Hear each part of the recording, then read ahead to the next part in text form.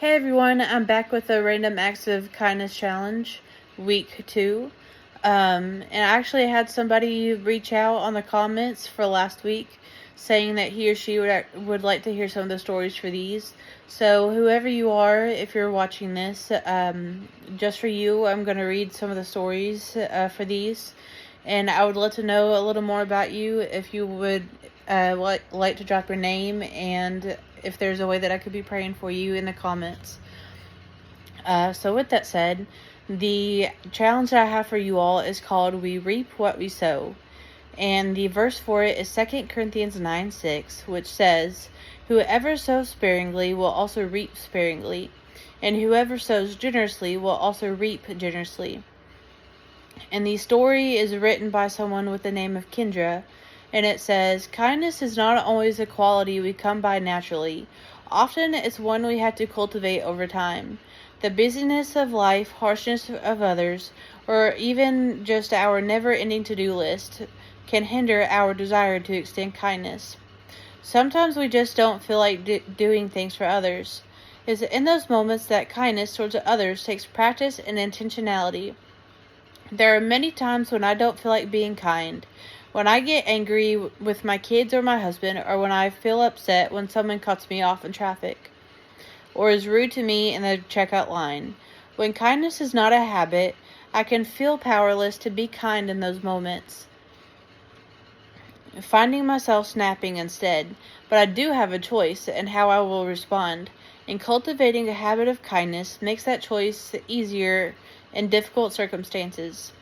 In the tough moments, we can remember that Scripture says, when we plant sparingly, we will also reap sparingly.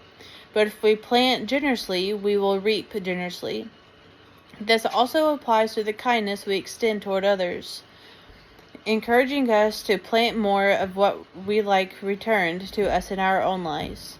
It's simple, really. If we want others to be kind to us, then we need to be willing to show kindness first and not wait for others to extend it to us.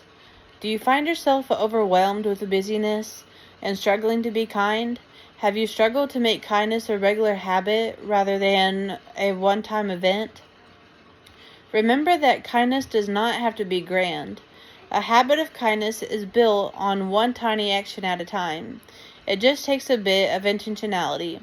Be generous with your kindness today, even if you don't feel like it. And the act of kindness for today says to choose to extend kindness to someone else in a frustrating moment. And what I have to share about this one is that we are all dealing with underlying issues.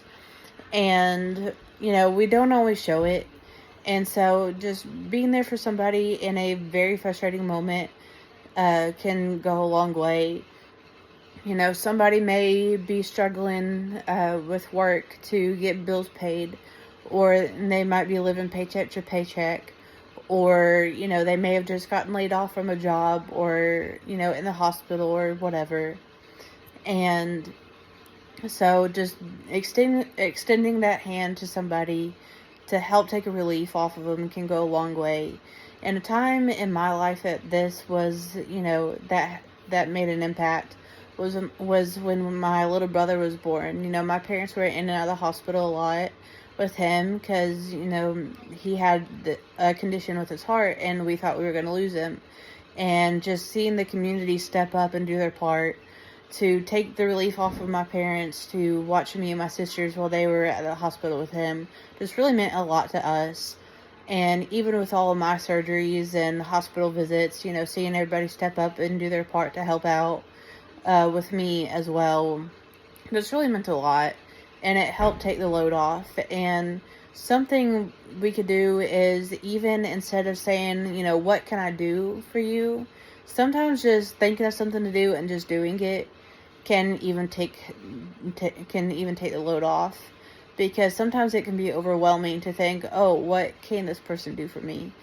And so I just want to challenge you all to do that this week, and let me know in the comments some ideas on how you can do this. And until next time, this is Kinsey reminding you that you are amazing, you have a purpose, and you are loved. See ya.